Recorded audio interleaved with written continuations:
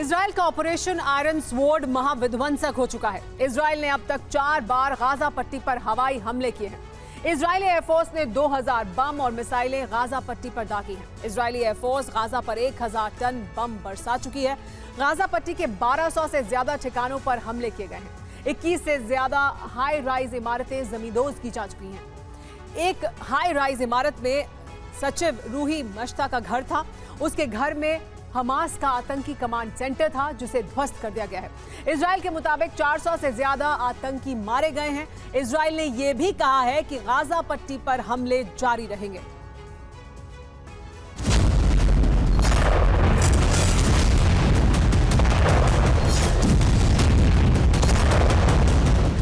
ये गाजा में इजरायली हमलों के बाद की तस्वीरें।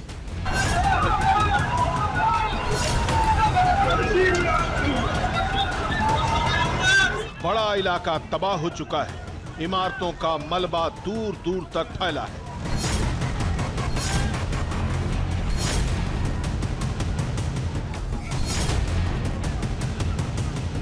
गाजा पट्टी पर इजराइल ने इतना बारूद बरसाया है कि हर तरफ तबाही के निशान नजर आ रहे हैं।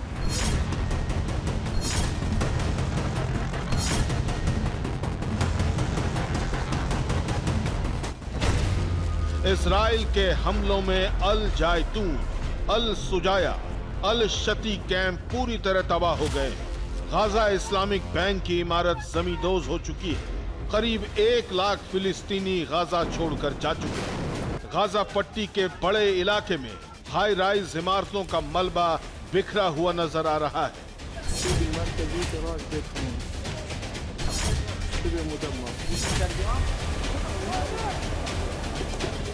ये इजराइल के विनाशक हमलों की गवाही देती तस्वीरें हैं।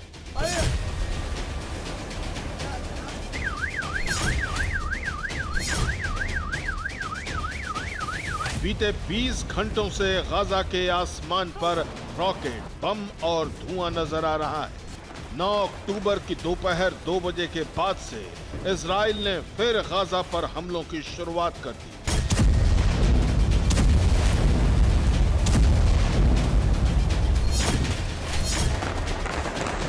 हमास के खिलाफ इजराइल का यह युद्ध बहुत विनाशक होता जा रहा है।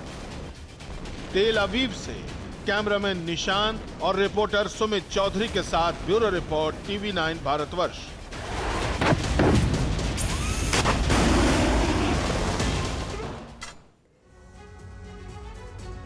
और इस वक्त की जो बड़ी खबर आ रही है युद्ध के मैदान से, वो बाइडेन और नेतन्याहू की बातचीत से जुड़ी हुई है।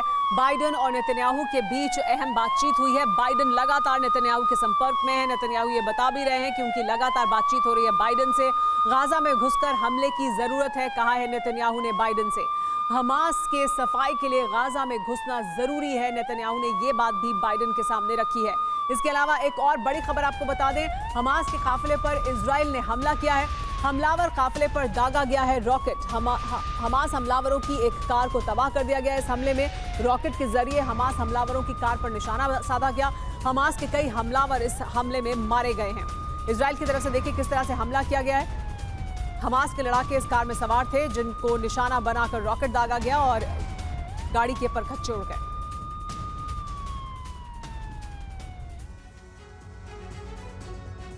हमने आपको दिखाया कि इजराइल के प्रहार से गाजा पट्टी में कितनी तबाही हुई है, लेकिन पिछले 3 दिनों में हमास के लड़ाके जिस तरह हावी दिख रहे हैं, उसने इस संगठन के हौसले को आसमान में पहुंचा दिया है। अब हमास पीछे लौटने के मूड में नहीं है। इस संगठन को लग रहा है कि इजराइल को जल्द घुटने पर लाया जा सकता है और फिर समझौते के नाम पर सौदेबाजी मुमकिन है। रविवार रात से अब तक हमास का रॉकेट हमला जारी है। इजराइल में मरने वालों की संख्या लगातार बढ़ रही है। शहरों में भारी तबाही भी हो रही है।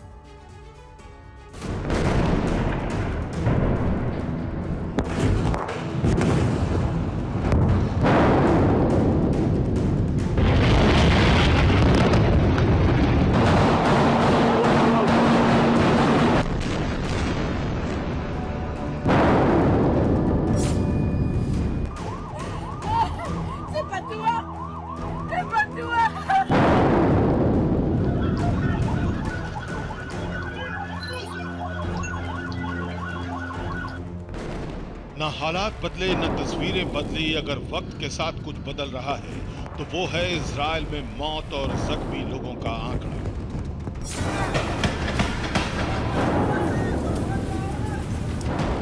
शनिवार को जिस तरह से रॉकेट से हमले की शुरुआत हुई, रविवार रात और सोमवार को भी वैसे ही हमले जारी रहे।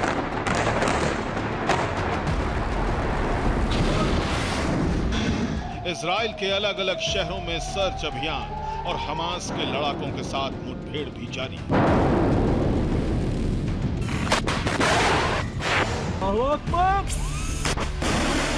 सोमवार की सुबह तक इजराइल की तरफ से जो आंकड़े जारी किए गए उसके मुताबिक 700 से ज्यादा लोगों की मौत हो चुकी है और 3000 से ज्यादा लोग अस्पताल में भर्ती हैं। हर घंटे हर नए हमले के साथ ये आंकड़ा बढ़ता जा रहा है। खुफिया रिपोर्ट के मुताबिक हमास लड़ाकों की करीब 2 दर्जन टीम इजराइल में अलग अलग जगहों पर छिपी है।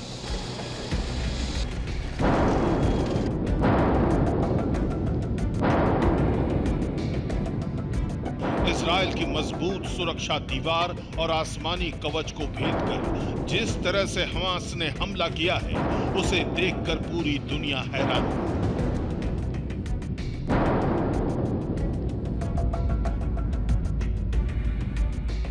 हमास के लड़ाकों को भी इतनी बड़ी कामयाबी कभी नहीं मिली थी। यही वजह है कि इजराइल के पलटवार के बावजूद गाजा से लड़ाकों को लौटने नहीं बल्कि लगातार आगे बढ़ने के ऑर्डर आ रहे हैं।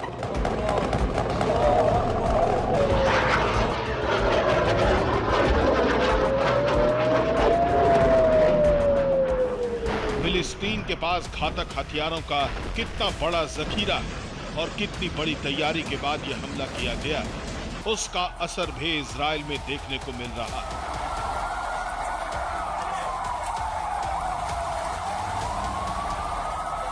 अब मिसाइल और ताकतवर रॉकेट प्रहार का असर इजराइल की राजधानी में तेल अवीव में भी दिख रहा है।